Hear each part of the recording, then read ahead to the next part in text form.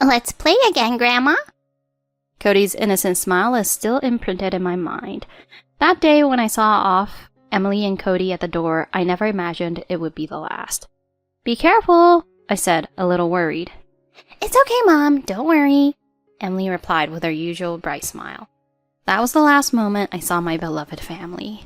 A few hours later, terrible news arrived. I rushed to the hospital in disbelief. There, I saw Emily and Cody, cold and lifeless. Everything had been taken from us. My son, David, was speechless, sinking into a deep sorrow. We lived our days just waiting for time to pass. A year went by, and one day, at the local church, I saw something that made me stop in my tracks. There, among another family, I saw Emily and Cody. It was impossible. My name is Mary. I was born and raised in a quiet rural town, and even after marriage, I've always lived here. After my husband passed away, I kept this house going by myself. When my son David got married and my grandson Cody was born, the loneliness eased a little. Emily was such a wonderful daughter-in-law, always filling the house with laughter when she visited. Cody's smile was the greatest comfort to me. One day, while Emily was preparing tea in the kitchen, Cody sat on my lap, clutching his crayons. "Grandma, let's draw more." What should we draw? "A big fish," Cody answered enthusiastically. "Okay, Grandma will help too," I said as I joined him in drawing a big fish on the paper. "Wow, Grandma! Do you think we could catch a fish this big?" Seeing Cody's sparkling eyes, I couldn't help but smile. "I'm sure you could, Cody. You can do anything." Cody nodded happily and continued coloring with his crayons. "Thank you for spending time with Cody, Mom. He's been talking about drawing with you all the time lately." "I love drawing with Cody. He's always welcome." "He really is Grandma's boy. Even when we have a little free time, all he talks about is you and when we can visit again." Emily laughed as she spoke, and my heart filled with happiness. That conversation remains one of my most treasured memories. Cody's smile, Emily's warm words, and David's strength. Those are the things I will never forget. But I never imagined that one day it would all be shattered in an instant. That day started like any other, with no knowledge of what was to come. The rain softly tapping the window seemed to mark the passage of time. Normally, Emily would call and say they were coming over to play, but that day was different. "Mom, something happened. Emily and Cody were in an accident."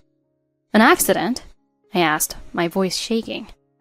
"Their car went off the road and into the ocean." I couldn't believe it. I didn't want to believe it. But accidents happen so suddenly. Emily was driving, and as she turned a curve, the car skidded on the wet road and lost control. The car plunged into the ocean. By the time the rescue team arrived, the car had already sunk. David tried to dive into the ocean to search for them, but the police stopped him. The overwhelming reality left him standing helpless. Rescue teams searched, but hope faded with each passing minute. David was consumed with regret, thinking that if he had gotten there sooner, he could have done something. Weeks later, the search was called off, and we held a funeral without their bodies. Emily's parents had divorced when she was young, and her mother passed away shortly after Cody was born. Emily had finally found her family with David, but that too was taken away. I couldn't stop crying, barely able to stand. David, trying to support me, was lost in his own grief, unsure of how to cope. "Mom, I feel like Emily and Cody were trying to tell me something that day, but I couldn't do anything." "David, you did everything you could. No one is to blame." Yet I could see the regret lingering in his heart. The accident wasn't anyone's fault. It was just fate, as cruel as it was. Since that day, the house has been silent. The sounds of Cody running around and Emily's laughter felt like distant memories. Both David and I carried our grief in our own ways, trying our best to move forward. One day, I went to the store. more out of routine than necessity. As I waited in line at the register, I overheard whispers behind me. My body froze as I realized what they were discussing. They were whispering about my family's tragedy, how Cody had been so young, and how terrible it all was. I didn't need to turn around to know who they were. Local women from our neighborhood. Their words pierced my heart. To them, it was just gossip, but to me, it was a reminder of my deep pain. I couldn't say anything. I just packed my groceries in silence, feeling their cool stares on my back. I wanted to leave, but my legs wouldn't move. How could people use someone's pain as a topic for gossip? Even though I was screaming those words inside, I couldn't voice them. I knew that no matter what I said, they wouldn't understand, and speaking up would only spread more rumors. I left the store, my heart heavy with sorrow. When I got home, I went straight to the altar where Emily and Cody's pictures stood. Talking to them has become part of my daily routine since that day. I went shopping today. I bought the candy Cody used to love. I wonder if we'll ever eat it together again. I whispered to their photos, knowing full well they were gone but still feeling as if they were near. That evening, David came home from work looking exhausted. After dinner, as I was cleaning up, he spoke to me. Mom, I'm thinking about visiting Emily and Cody's grave soon. Let's go together. We can talk to them. Yeah, I feel like I need to say something to them. I couldn't do anything for them that day. I could still hear the regret in David's voice. David, you did everything you could.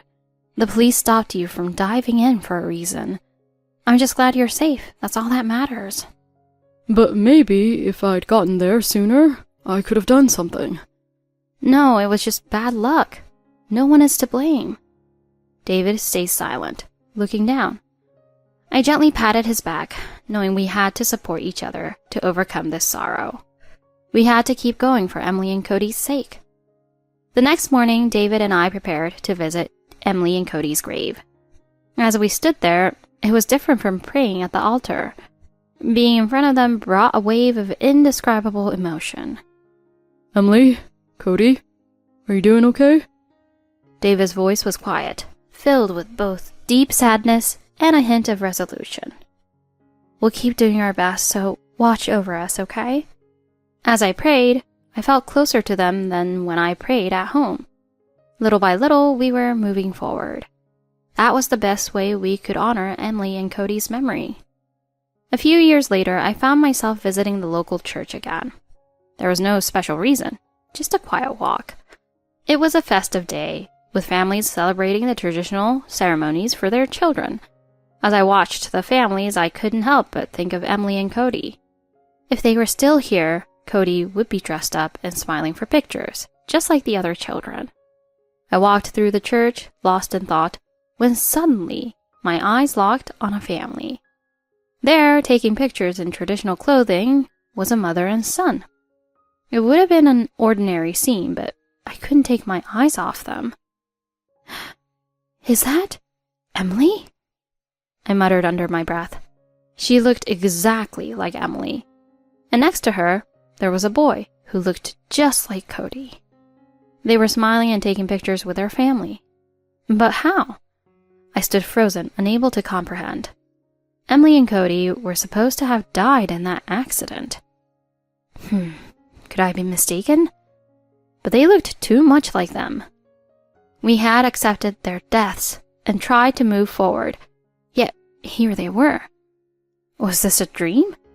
I muttered to myself, but the scene in front of me was all too real. How could Emily and Cody be here? I was completely bewildered, standing frozen in place. Emily and Cody, or whoever they were, didn't notice me. They continued chatting with their family. The scene was so normal. It felt eerie, like the accident had never happened. Were they really alive? I kept asking myself that question, but no answer came. Eventually, I stepped away and sat down on a bench behind the church, my mind in chaos. What I had just seen was real, but it didn't make sense. Mom, are you okay? I could hear David's voice in my head, even though he wasn't there. Should I tell him what I saw? I took a deep breath, trying to calm down. I had to be sure of what I saw before telling anyone. Was that really Emily and Cody? I couldn't shake the image from my mind. Why? Why would they be here? I whispered to myself again. With renewed determination, I stood up and returned to where I saw them. But they were gone. The family that had been there just a few minutes before had vanished like a mirage. Where did they go? I searched the grounds in a panic, but no matter where I looked, I couldn't find them. How could they disappear so suddenly?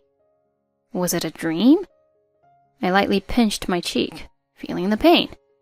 No, this wasn't a dream. I knew what I saw. When I got home, David was sitting on the couch, looking tired but relieved. Mom, you look pale. Did something happen? David, I went to the church earlier today. I saw Emily and Cody. What? Are you sure? I couldn't believe it either, but it was them. They were there with a family, celebrating the festival. Mom, could it have been a vision? Maybe your grief made you see something that wasn't really there. No, it wasn't a vision. I saw them, David. It was Emily and Cody. I know it was. But Emily and Cody, they're... His voice trailed off, unable to finish the sentence. I didn't know how to explain it, but I knew what I saw. Tomorrow, I'll go back to the church and see if I can find out more. Mom, don't push yourself. We've worked so hard to accept what happened and move on. Don't make it harder for yourself. I know, David, but I need to know why.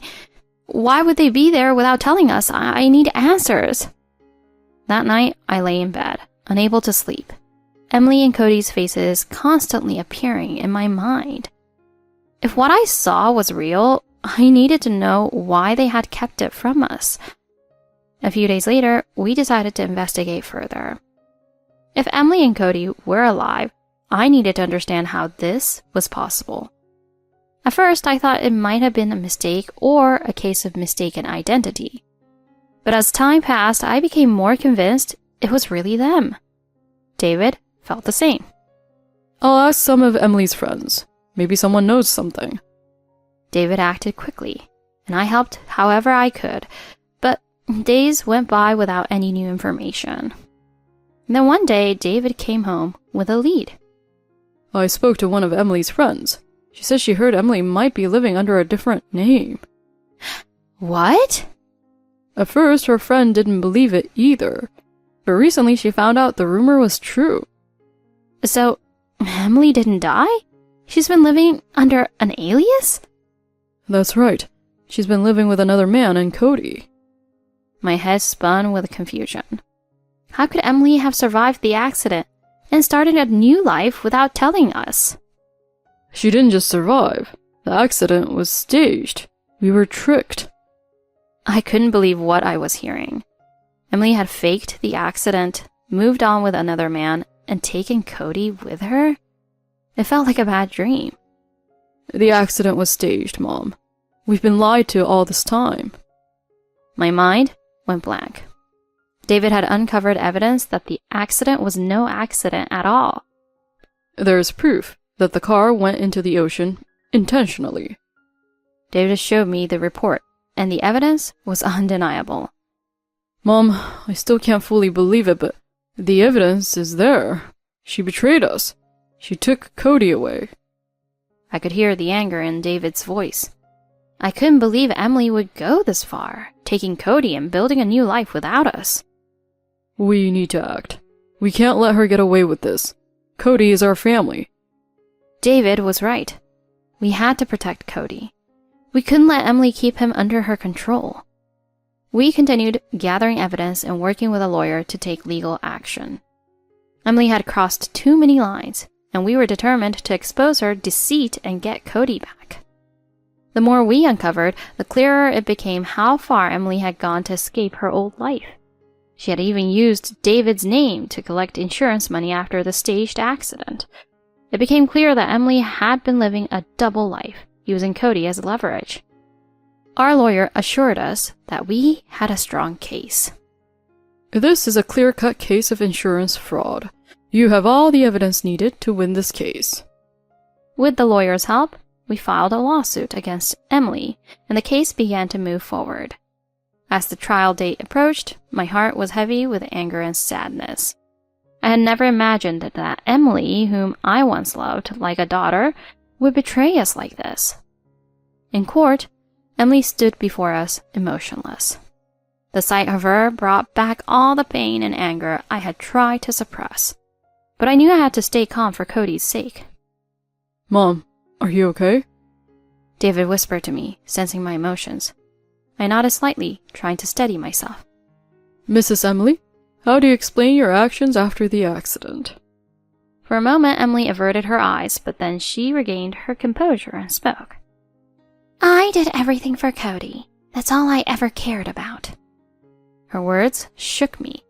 Did she really believe that? How could taking Cody away and deceiving us be in his best interest? David clenched his fists, clearly struggling to hold back his anger. Why did you take out the insurance policy in David's name? The lawyer pressed on, revealing more of Emily's deceit. The evidence of her fraud and betrayal continued to pile up, and Emily's calm facade began to crack. The tension in the courtroom grew heavier as Emily's lies were exposed. At one point, Emily fell silent, clearly realizing she couldn't talk her way out. It's not my fault. The circumstances forced me to do it. Those words ignited something in me. Circumstances? Did she really think that was enough to justify tearing our family apart? I forced myself to stay calm, reminding myself that Cody was what mattered most. The trial continued, and one by one, Emily's lies were unraveled. She had tricked us, stolen from us, and used Cody as a pawn in her scheme. David finally confronted her directly. Why did you do it, Emily? Why fake the accident and leave us for another man? His voice trembled with anger, yet he remained controlled. I just wanted my freedom. Living with you felt like a burden.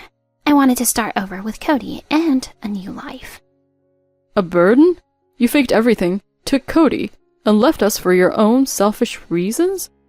I couldn't stand living like that anymore. Everything felt cold between us, and I felt like I was sacrificing myself for Cody. But then I met someone else, and I saw a chance to restart my life. Then why didn't you just divorce me? I wanted money. You don't have any financial security. I needed to reset everything and live my life for me. David was livid.